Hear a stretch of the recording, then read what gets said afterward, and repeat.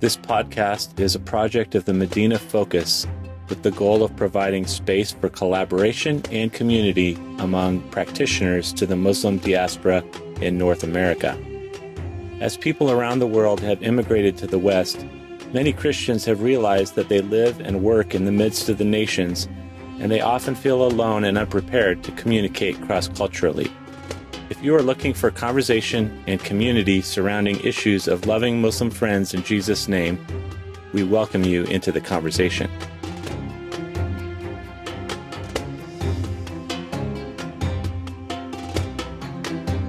Welcome back to the Medina Podcast. I think there's many times in our ministry where we come up against a wall. We're burdened down, we're stressed out, we're having strife with teammates, organizations, churches, maybe internally, even in our own home or even in our own self. We don't know what to do with these. A lot of times we feel very alone. You know, we're supposed to be a missionary, a super Christian. That's how people see us, at least. That's the expectation that we feel to put some stats up on the board, if you will. I think this can lead us down a very dangerous path of isolation, fear, need to prove ourselves, etc. Today's guest is actually going to talk a lot about that. I'm very excited about my conversation with him. I think we reach a place in our respective ministries where we realize if something doesn't change, I'm not going to be doing this much longer. Today's guest is going to talk to us about trauma care, but there's an internal application to this. I think a lot of people use this to help minister to those coming into the country, but there's a strong application for us who are already here, and that is if we don't figure out how to tame these giants, tame these expectations, insecurities, that eventually we're not going to be doing this much longer. And if you're listening to this and maybe you're in year one of ministry and haven't come up against this, just give it time. It will happen.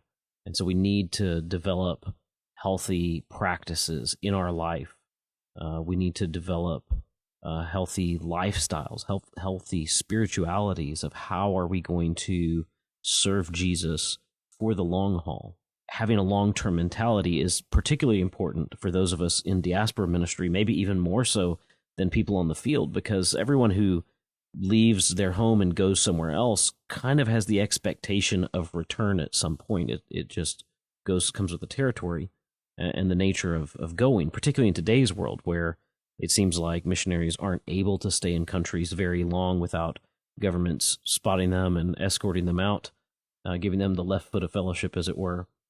And so for them, there's kind of an understanding of there's some degree of temporality to it. And of course, even for us who remain maybe in our home city or in some city in our own country, there's some degree of temporality with that as well, just knowing that eventually we all die. However, for us, if we can integrate ministry into life in a healthy way, this provides us the opportunity to do ministry for a long time, to participate with God on mission for a long time. And so that's what makes today's conversation even more important. So I hope you enjoy my conversation with Steve. Today we have Steve joining us on the show, and Steve has got a unique kind of ministry that he is doing. He is involved in trauma care. So Steve, welcome to the show. Thanks, Brian. Glad to be with you today. Yeah, so Steve, probably a lot of people, if they hear trauma care, unless they're already familiar with it, that might just be a big blank box for them. Can you just tell us a little bit about what you're doing? Yeah, so a little bit related to that, and it's kind of a shift that happened a few years ago, and really it's just helping people understand their pain, their loss, their suffering, and helping them process that, and also training people as well to know how to do that, so that when whoever comes and talks to you, you can help with that. You can do that with anyone, and we're doing that. My wife and I are doing that on a local, national, and global level. Okay, so you mentioned local, national, and global, but I think from our previous call and just, I'm sure you can verify this, I think the design of this is kind of as a ministry tool outward, but wouldn't you say that there's a strong need for this to be used in an inward way amongst our teams, churches, organizations, et cetera? Yeah. So I think that is probably the thing when it comes to a shift that's happened with us that was kind of just a project. So how I got involved with that was being involved with refugee work. Someone said, hey, you should probably get trained in trauma care. They're dealing with a lot of things, and obviously we can help with giving them a job or teaching them English, but what about this this other thing that's happening with them on an emotional, spiritual level? How can you help with that? So I went into it thinking, I'm going to get trained to go help those people. And when I got into it, I realized, trauma doesn't play any favorites, that it's not for those people. It's not for rich or poor. It's not for young or old or male or female. It's not for refugees or just for Americans. It's for all across the board. And so now we're using it with people from different faith backgrounds and using it with Muslims. We're using it with people that have been trafficked. We're using it with soccer moms. We're using it at universities. We're using it in healthcare and clinics. And we're using it also with member care and helping organizations say, hey, we have people we're sending overseas and we need to help them. And so it's helping them process their pain, loss, and suffering and grieving and lamenting and understanding forgiveness, and then also using that tool as well. And I think the way that I would say it, Brian, is I went into it thinking it was a tool, right? I thought, this is just another tool. And I've realized that it actually is the key to unlock the whole toolbox for us. And it's really been a dramatic shift for us. Yeah, it's almost, from hearing you talk about it, sounds almost more of like a spirituality or a way of being or thinking more than a tool. Yeah, exactly. So I think in everybody who's doing diaspora ministry, or let's just say cross-cultural ministry at large for that matter, there's a lot of risks. There's a lot of unknowns that, we're these bold pioneer type people who go out there and say, follow me, we're going to do this. And somebody goes, well, what's going to happen? And we go, we don't know. So what risks are you taking in your sphere? Yeah, I think that's a good question. When I think about that question, I actually don't know if it's risk as much as it is, I would say, words of faith and exploration. And the way that I look at it is, so we were living in another city for 18 years, and then we moved to the city we're in now, and we've been here for 6 months. Excuse me. We've been here for 6 months. And I think that was what people thought it was a risk. One, why are you moving? You know everything. What's happening here? And I actually recently had a friend say, something seems different about what you're doing, almost as if I was praying more or reading more or I stopped doing certain things. And he said, what's different? And I remember thinking, I don't know how to answer that. I don't think anything's different. And then I realized what was different. The risk that we actually took was, if we call it a risk, I think it was just the Lord told us to do that. It was that we moved out of comfort. My wife would say that. She said we became comfortable where we were, and now we had to become more dependent on God and others. And so I think we just had an awakening of that. And so when we came here, and we actually live in Nashville, when we came here with that, I felt like the Lord was telling me to just ask some questions and come in as any good missiological person would be, and just be a listening learner and asking people to pray for me at that. So I met with a bunch of people. And when I did that, the thing that I realized is the two things that seemed different, that seemed risky maybe, or different, or maybe exploration was, I said, I want to come alongside people, and I wanted to come alongside others. And I'd ask them what their vision was, and everyone had a vision, but I said, I want to help. How can I help you come alongside that vision? How can I help you with that thing? And it was eye-opening, not to say, here is my vision, right? That was a new thing for people. I think they were kind of like, you're coming here to do these things. And I think the other thing is that people, and honestly, it's mainly been church or Christians, whatever way we want to say that have given me more pushback of, well, who are you with? And I'll say, well, we're actually not with one particular organization. We actually we refer to kind of thing, we have this place that we can go work with different things and different entities, and I can work with this organization and that organization. And so I think that's been a risky thing for people in their mind. For us, it's been freeing, and because it allows us to do what we feel like we want to do. Angel and I like to work together. We like to work on different teams, and we also like to work on a holistic thing, meaning we want to care for that trauma piece, but also we want to see disciples made. And we also want to work locally, but also we work on a global level. And a lot of organizations choose one or the other of all those things, and that's fine. But for us, that's where I think we've taken the biggest step of faith and exploration. Yeah. I think that's one of those things that's kind of an East-West divide where when I'm in the East, everyone, when I show up to something, they all want to know, who do I know? What's my connection? What's my network of relationships?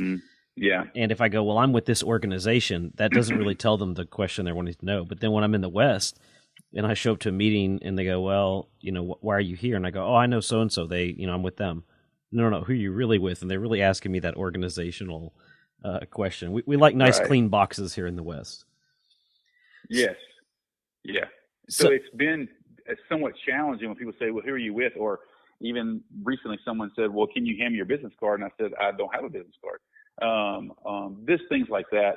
But I realized that when people take the time to sit and understand, or I can explain it in a way of like, hey, actually, we can talk about what do you want to talk about? You want to talk about trauma healing? You want to talk about, working among Muslims? You want to talk about, church planning, disciple making? And we do all those different things, but in a different context, we talk about different things depending on who wants to discuss that. Yeah, I think that's such a healthier way of looking at things, where I think so many times we approach missions or evangelism or cross-cultural work as it's just a series of tools and competencies that we develop.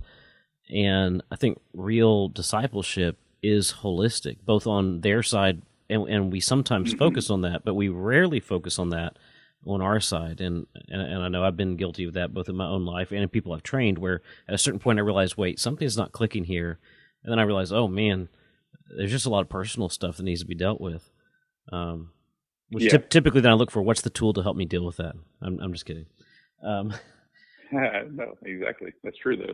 It kind of is. So I think a lot of times, for someone kind of in our phase of ministry, this is not our first rodeo, as it were. We've had enough time to walk down the road a little bit and realize, okay, when I started, I thought I was going to be doing this type of thing in this type of place, this type of organization, and maybe we achieved that or maybe we didn't. It doesn't matter. But then we see in our life, like through various ministry avenues, that God has been doing something kind of unexpected or unintended that it turns out to be really beautiful and wonderful. So for you, what are some of those unintended outcomes that you've seen through your ministry? Yeah, that's a good question. Years ago when I first started working among Muslim peoples about 20 years ago, I honestly thought I wouldn't be living in the U.S. So that's one big thing right there. Like I never thought that would be happening. And what that has led to is being able to, how are we equipping, training, discipling more people to go than us? Like I can only live in one place. I think that's one thing that was not an intended outcome that's happened. But then I think the other thing is leading into that project of talking about trauma healing in that, and then understanding that and realizing, I think that's where just recently I was with some African brothers, and they were just talking about, you cannot do church planning without trauma healing. And it goes back to what you just said, that there is this holistic disciple making piece. And they said, understanding that this is helping all of that the same way when I think about the Jesus healing the woman that was bleeding, right? And he restored all of her, right? In that context. And I think all of those things, those were not intended outcomes for me when it comes to thinking about a program or project, and that it's become where I think this is the phrase. I mean, this is what we're talking about. It's become moving from what we do to just who we are, right? And it's just become that thing. It's like, oh, we're not just doing those things. This is who we've become. And that was not intended. And I think that's been another piece that's been interesting for us to see. Yeah. That's good. So I think a lot of times that disparity between what we thought and what it turns out to be, in the midst of all of that's a lot of turmoil, challenges, etc. What are the greatest challenges in your ministry? Yeah, I mean, I think that personally coming here, one of the things I've learned by being in Nashville is that there's actually more than one way to do something, right? And I think that's where that's probably been the challenge, is getting around people that may think this is the only way you can do things, right? And that's where it leads into those disagreements about how do you do ministry. Like, we have to do it a certain way. Right. I think the other challenges lead into when I've asked people what their vision was or is, and then how I can come alongside it, I would also ask them, like, who are they praying with, and then kind of join in that. And then realizing that there was this whole disconnect of vision and prayer, and I see that challenge of that, and I think it's leading to just the fact that we believe that we can do all the work, and I think that's been a thing. And then I think the other thing that I would allude to is, and what I mean by that, let me just expound on it, is that we think we can all do the work, that we can strategize this, and that just remembering that the farmer goes to sleep in Mark 4, I believe, and he wakes up and he's like, oh man, how did all this stuff happen? Right. And it's this value of rest that we don't take on. And I think that we need to do more. And I think that's been the challenge, because 85 to 100 people move to this city every day, right? So this is a city where it's leading to this sense of you have to prove yourself, right? And this, and then also I think the other challenge that I'm seeing is, I think the third day I was here, someone referenced a family from the Middle East, and I was like, oh, this is so amazing. This family's come to Christ. And then I realized I've heard that same story over and over again, so much so that I heard about that same family even yesterday. And I realized there are more Middle Easterners here than just this one family. But everyone's galvanized toward them because of a variety of reasons. Well, one, they are following Christ now. Their English is a little better than maybe some other Middle Easterners and that kind of thing. And I realized we're putting all of our time and energy and effort toward this family, which is great, not saying we shouldn't, but then there's all these others that we have not spent time on. So I think the challenges of the lack of collaboration. So it's like, oh, I asked all 10 of you, and all 10 of you had a vision, but are we all working together and willing to sacrifice to have a greater thing? And what can we do greater together than we could do separately is a question I've been asking myself and others. Yeah. You mentioned that the city culture has this desire to kind of prove yourself. Do you find that bleeds over into ministry situations? Well, actually, I think that's more. I find that, sadly, the busyness, the hurriedness, the rush that we see that the culture around us has is just bled over into the church. And so there's this lack of, there's lack of understanding our identity. There's a sense of insecurity. There's a lack of belonging. People just feel real lonely in this city. I mean, one woman I met, the very first woman I ever met in this city, come to find out, we went to the same college. We know a lot of the same people. And she said, I've lived here for 2 years and I find it very hard to find community. But in the same breath, she was telling me how great her church was, right?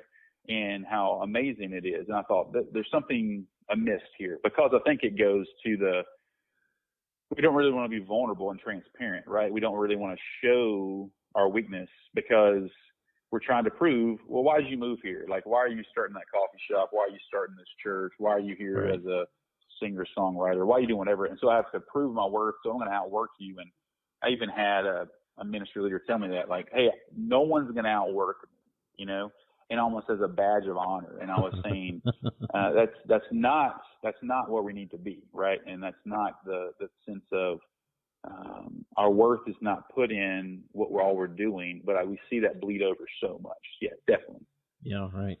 So one of the things that you brought up was this idea of different ways of doing ministry and that kind of fleshing itself out in Nashville. And I think probably everybody listening to this podcast is resonating with that, where often what leads to team conflict and personal trauma, team trauma, organizational trauma, can be these different ways of doing things. And, there's conferences started to promote one view, and the anti-conference to promote the alternate view. But I feel like outside of those kind of high-level discussions, a lot of this gets sorted out by us on the street and how we live, how we act, who we work with, and whatnot. So how do you navigate these disagreements in your own sphere? Yeah, I really appreciate this question, because I think it's something I personally have wrestled with. Someone that is I would describe myself at times as a perfectionist and a people pleaser. So you throw that into doing entrepreneurial kind of work, and it can get challenging. Right. And I think that the thing that I've learned by living overseas was, okay, we're all here, and we're living in a city of millions of people, right? And there's only so many of us that are here. So we're going to have to somehow figure that out, right? And we're going to have to work together. And I don't agree with everything you're doing, and you don't agree with everything I'm doing, but we need to work together. But in the States, what we've realized is, if I don't like what you're doing, I'm just going to take my ball and go home. And so I think a couple of things that I've learned is one, I was sitting in a room one time, and I was talking with the pastor. He was very concerned about that he didn't have 100% buy-in on something, right? And I looked up, and there's like 2 lights out. And I said, it looks like you're focusing on the 2 light bulbs that are out here in the room. And there's like literally, dozens others that are actually working. And I think that's been a challenge, is we don't have to get everyone in the boat with us. We don't have everyone get on board. And that's okay. We don't have to do that. And I think that sometimes we look at that as a failure if we don't have everyone doing what we want to do. So that's one thing. I think another thing is like the way that my wife and I have this designed is, I don't have to always go eat at McDonald's.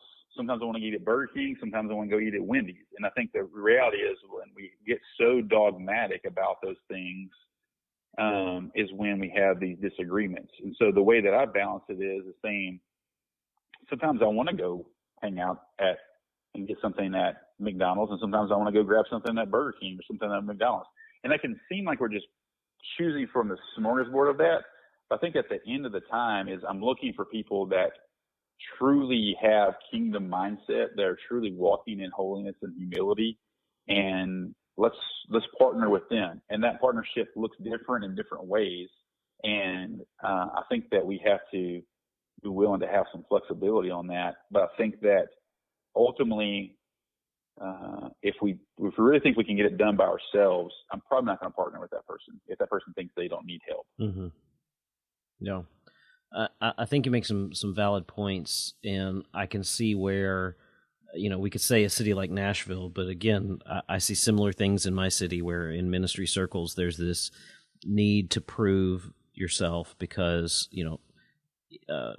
achieved outcomes validate methods, validate theology, validate organizations, my identity, my purpose, all of these things. It's validation. And I think the flip side of this is kind of an insecurity that we all have. And I mean, this can happen at any level of ministry. We see this, in churches. We can see it in organizations, on teams. And this is just such a challenge to hold firm convictions on, what is your methodology and what's it not. And then also be loving towards people that aren't, to people who are eating at Burger King or McDonald's, as the case may be. Well, I think it's the thing of, John 13:35. It says that the world is going to know that we follow the ways of the one true God by the love we have for one another, not the strategies we have working together, and not even the outcomes we have. It's the love we have for one another. They're going to look and say, wow, the way that y'all are doing that, and y'all work at different organizations, you're at different churches, and y'all do different things. And I think that seems almost so simplistic for us that we're like, it has to be something more, right? And we have to do something different. Right. But ultimately, the people seeing us, worshiping, communing, playing, and doing ministry with others, and they can say, oh, that looks different. And I think Yeah, it is hard. I mean, the thing of if my desired outcome is this or that, or I think that I can, this is the only tool or method to use to get to whatever that outcome is. I think that can be great because you can say, well, it's worked in this place or this place or this place or this country or this people group. But usually I tell people, if I'm sitting in a room of 2 people or 200 people, we all probably came to know Christ in different ways if we sat around and told our stories. Right. So which method are we choosing? We're choosing the way that I came to know Christ when I was actually a teenager, or are we using yours when you were actually in your 30s? Are we using yours when you were a 7-year-old? Right. Which one are we using? And I think that helping people understand we all came to Christ in different ways. And I think that the way that our Muslim friends and neighbors are going to come to Christ may be in different ways too.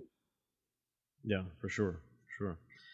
So let's talk about identity for a minute. Yeah. I think we are all challenged by this concept of who are we, probably on the grand scale in a philosophical sense, but particularly as it relates to organizations, Sure.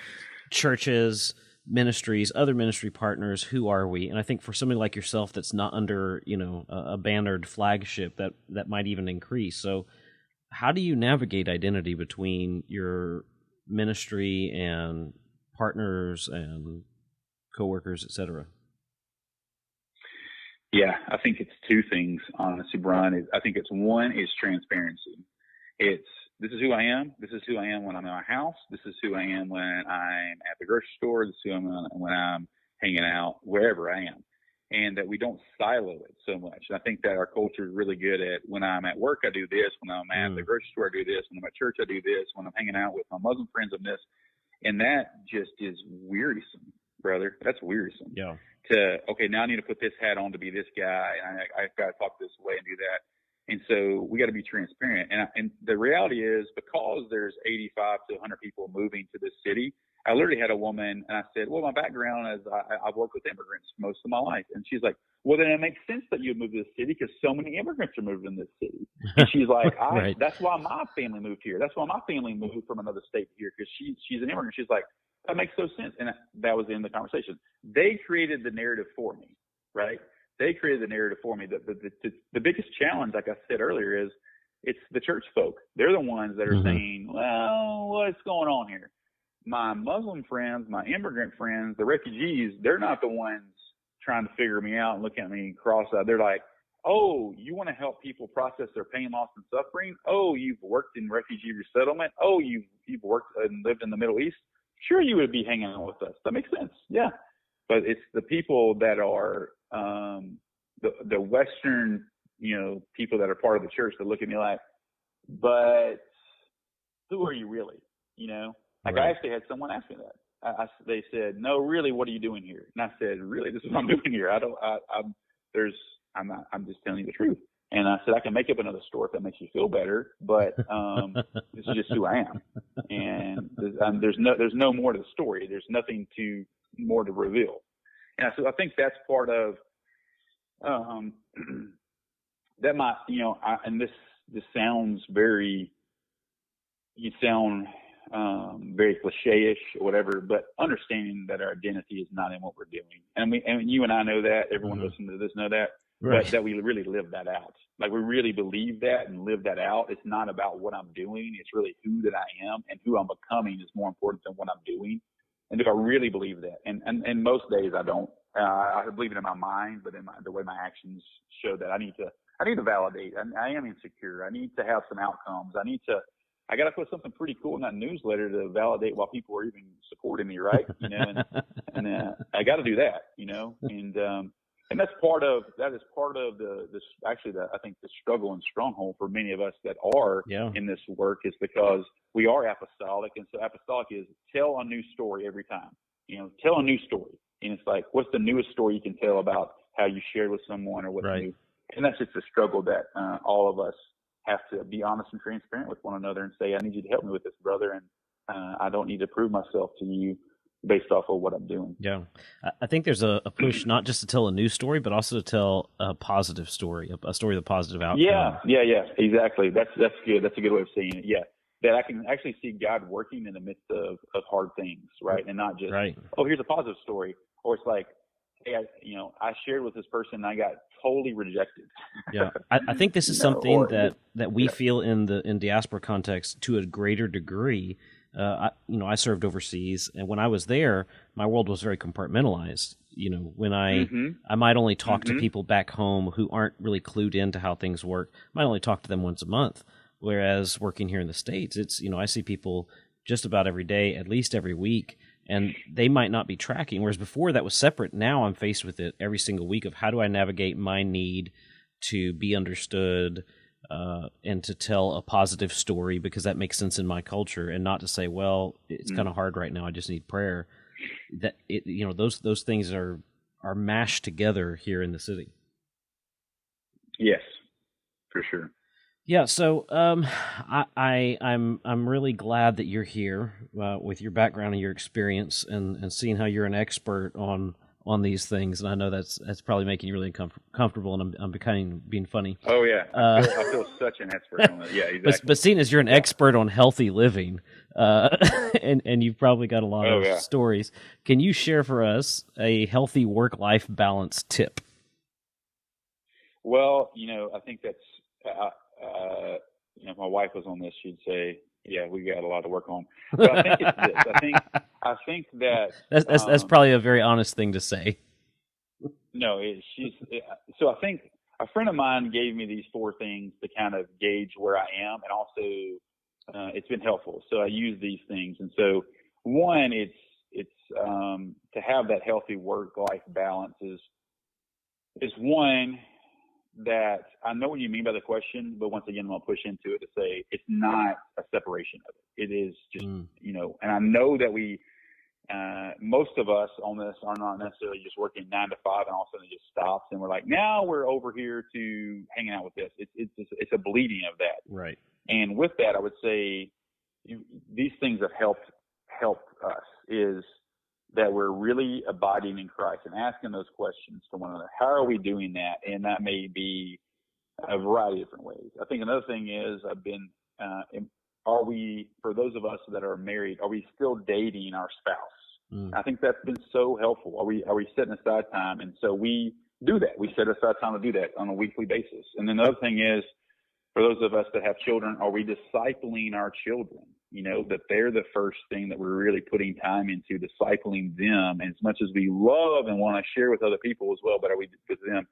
And then that last thing, that 4th thing is are we resting well? And are we Sabbathing and really resting in that and believing that, Psalm 127:2 talks about, eating the bread of anxious toil, and that we're there, and like that he blesses us when we rest in this thing.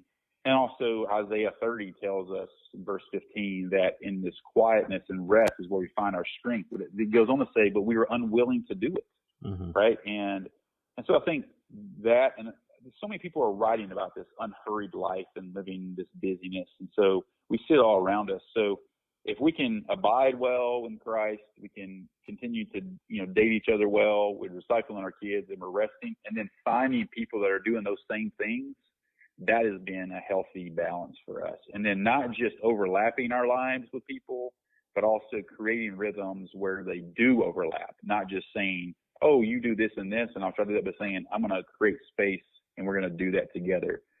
I don't think the last thing I'd say, that this is more than one tip, but I think is we've learned this is to plan unplanned time and just, not always have that dot on your iCalendar that's full and you're like, look, this shows that I'm amazing because I filled up my whole day with meetings and with, meeting and phone calls and emails. Right. But to say, I'm going to create space to where I'm not sure what's going to happen. And that's where for those of us that lived overseas, that was most of our day. Sometimes it's like, I don't know what I'm doing today. I don't even know how to, go. I don't know how to get a taxi, much less go order anything and do anything. It's just, I'm so dependent on God to help me with this. I know no language ability, Yeah. And I think that dependence, we've come living us in the States, we don't have to be dependent on really anybody or anything, much less God. So let me play devil's advocate for a moment on this, and I know you've got the background and fortitude to deal with this. I'm going to synthesize a couple things from our conversation. So I'm living in Nashville, right? I feel this desire to achieve and prove myself. I've got to figure out what's my lane, and when I pick a lane, that also comes with pros and cons, because now I've got to own that lane that I'm driving in, right? If I said I'm doing contextual stuff, I got to show some results for that, because I'm trying to prove it. And then I find myself worn out, and I think, man, Sabbath, that sounds awesome. I would love to have some time off, but I can't, right? I've got that newsletter coming out. I've got that meeting with a supporter coming up. I've got to create that next story. So I don't have time for Sabbath. Dating my wife, that sounds awesome, but I'm trying to fundraise, and we're flat broke all the time, and time with my kids, like what would you say to someone who starts throwing these things up of, man, that does sound awesome. However, the reality of my life is it's just not possible for the sake of the ministry. Well, yeah. Well, that's a great question, Brian. And that's also assuming that when I tell people these things, even here in town, that I've had people say, literally, I need you to come help me do that. And I'll say, okay, well, call me whenever you're ready. And they never call me back, because the reality is they really don't want to change, right? Right. They understand they need to change, but they don't, maybe they don't know how to change or don't want to change, whatever the case may be. And to be clear, I'm just asking for a friend. Yes, I can tell. This is for someone else. Totally. I mean, I would know somebody. Yeah, I know never somebody. Would wrestle with this. Yeah, I met someone the other day that wrestles this. I mean, let's be real clear that we struggle with this. This isn't like, you were joking earlier, but I do want to say that it's a tension, but I'd rather move toward this because, and wrestle with this tension than the sense of burnout and being overwhelmed and falling into other temptations and just getting weary of that, because how much is enough kind of thing, you know, and that's where, so I would tell that person, the way that you said something about dating and your spouse, like, that could be anything. It's also taking time to not give our spouse just the leftovers of the day and really spending time with them. The same thing with, bringing your kids along on that. Some people are learning from in other cities is, how are you doing ministry as a family, right? Mm-hmm. And so that's one thing I said early on, that my wife and I, we want to do this together. And so we're saying, how do we do these things together and bring our kids along in that process? And so once again, we're just not siloing everything out and compartmentalizing so much that it's just this, and this, and this.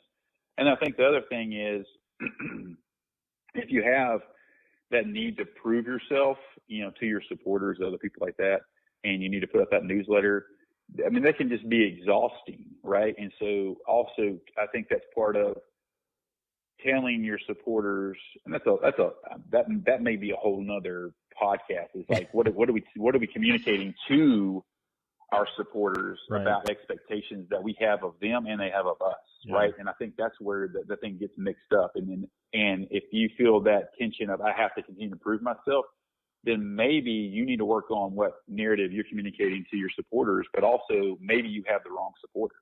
Yeah, wow. That's good stuff.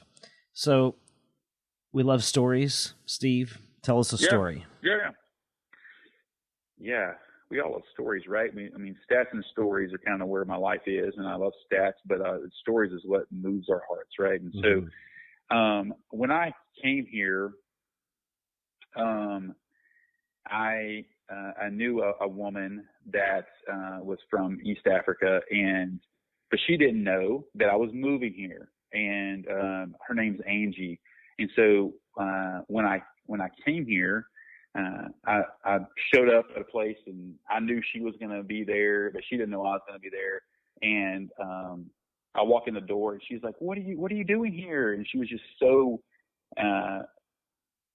pleasantly surprised, I hope so. And in that moment, she said, "What are you doing here?" And I literally say to Angie, I say to her, "I'm here to serve you." And this woman, who's married and has grown kids, who's doing amazing work for the Lord and seeing several people come to know Christ, immediately starts crying. And she says, "Oh, my brother, I need your help. She said, I have so much work going on, and I need that. And in that, I realized something is that I'm not asking her to come do things with me, right? I said, I just want to serve you. How can I do that? And then later I met with her, and as I was talking with her, I said, what can I pray for you about? Like, what's going on? You got a lot going on. She's working, different jobs, trying to make ends meet. Her husband's working a job. She's, I'm like, wow, this seems like a lot that's going on in her life. And I said, she's doing some other issues. And I just said, how can I pray for you? And her simple answer was this, that I just have more of the presence of God. And I thought, okay, that's very interesting. I don't think I'd answer it that way. And she just said, if I have more of the presence of God, that'll solve everything else. If I'm with him. And I remember thinking, I want to be around Angie more. Because one is, with that story, I'm still processing that. That was within the first month that I was here.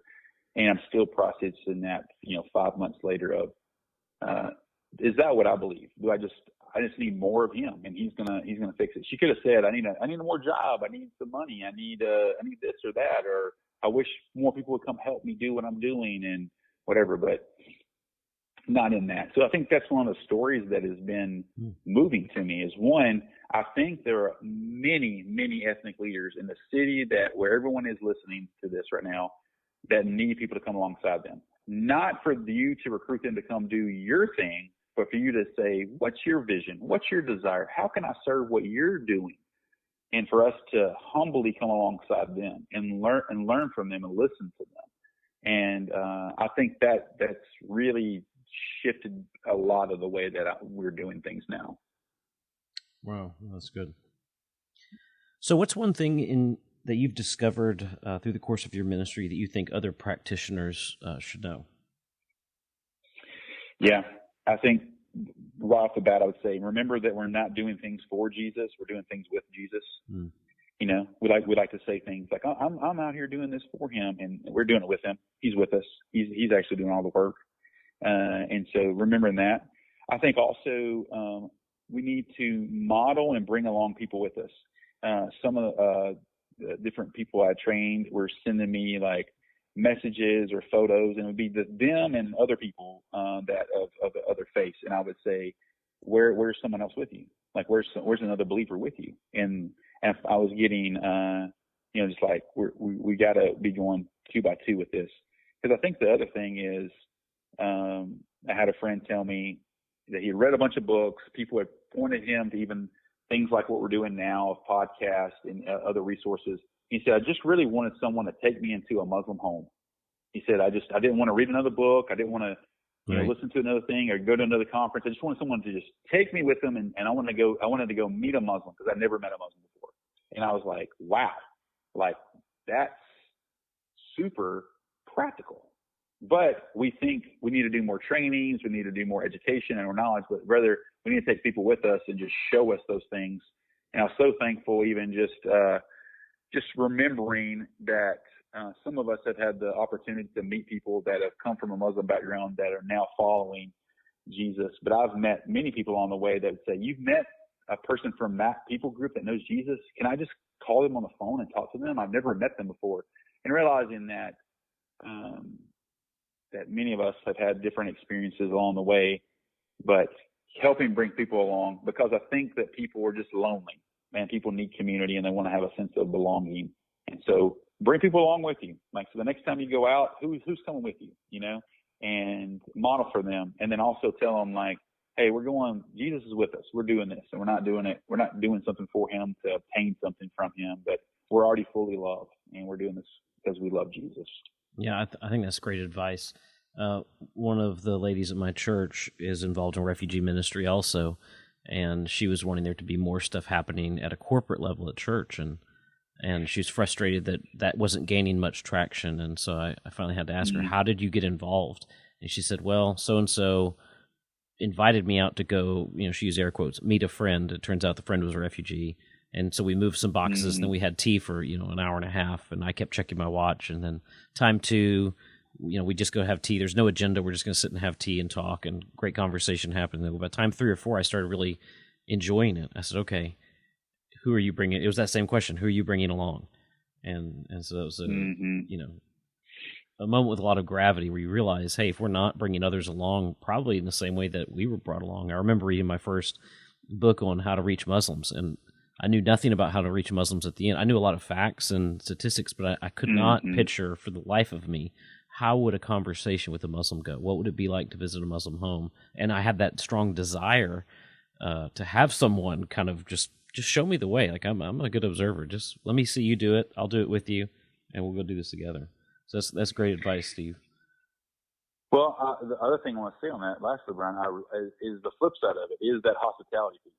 Because it's the same thing of, we know all the stats about that people aren't brought into homes, but how are we loving strangers, and how are we redeeming hospitality in that? And because I think about this, like, many of us have gone on short-term trips, and we come back and we talk about those stories. And the story is, I got to go into this ex-family's home, and we love that, right? And that's what we're talking about. Man, we came in and we drank that tea, we sat there and we ate this food, and it was wonderful. But how do we reverse that and say, hey, I'm actually bringing people here too, and bringing people over? And those are. It really isn't that hard. It's just creating the time to do it and bring people with us and bring them into our homes or go into their home. And we value that in other contexts. They value that in this as well. So I think that last thing you said about bringing them into our home, I think we struggle to make that connection, because if we're going in their home, we still have an element of control. I can take this or I can leave this. When people come into our home, we kind of lose that ability to have a hard stop of, all right, I'm pushing eject and I'm walking out, because it's our home. Where are we going to go? So I think we've got to loosen up on our control to actually make that happen. So if God would answer one prayer for you with a yes, what would you ask for? Yeah, I found this to be a hard question, because I think I have a lot of prayers, and so it's like, what's one prayer? So if I had to narrow it down, I really would say that the Spirit of the living God would move among all peoples here in Nashville and beyond, but especially among Muslim peoples. And I don't know what that means, right? I don't know, what does it mean that the Spirit of the living God moves among them, and the way that you and I may, and everyone that would be listening to this, the way that we may strategize that and they come up is probably going to look a little different than what he would have. But that's where I'm asking, Lord, will you allow the Spirit of the living God to move among all the peoples here in Nashville and beyond, especially among our Muslim friends? Will you allow that to happen here sooner than later, right? And that's what I want. Yeah, that's a great prayer. Well, Steve, thank you so much for coming on the show. It's really been a delight to talk with you and to hear your stories. Thanks, Brian. God bless you and everyone else listening to this. Well, that wraps up today's podcast. I'm so glad you've joined with us on this journey. I hope that you were able to get a lot of valuable things. I know I did. I jokingly say that I was asking for a friend in the middle of our conversation about work-life balance. At the same time, I've certainly been there. Thankfully, by God's grace, I'm not at that point anymore, but I've certainly been there where I've had the strong need for Sabbath, need for family health, personal health, church health, organizational health, and just not been able to find it. And ministry being the exact thing preventing me from finding it. And just all of the challenges and lifestyle that goes with that. And so if that's you, and you can say, yeah, maybe I'm metaphorically the friend that Brian was asking for, I want to invite you to join us. We're going to have Steve live on a Zoom call, on a webinar with us, and so you'll have an opportunity to meet him in person, so to speak, and actually ask him your own questions and get some advice from him, pick his brain on how to either whether it's within your own life or organization, or perhaps you are working with someone who is struggling with trauma. Maybe he can help resource you there. We hope you'll join us next time. You've been listening to the Medina Podcast. This show is hosted by Brian Hebert and produced by Nate Schultz. The conversations we have on this program are born out of an expanding environment of collaboration among grassroots ministry practitioners across the North American continent. Click subscribe in your favorite podcast app and take a moment to help us get the word out to others by sharing this program freely. If you would like to engage on a deeper level, please email us at medinafocus@vision59.com.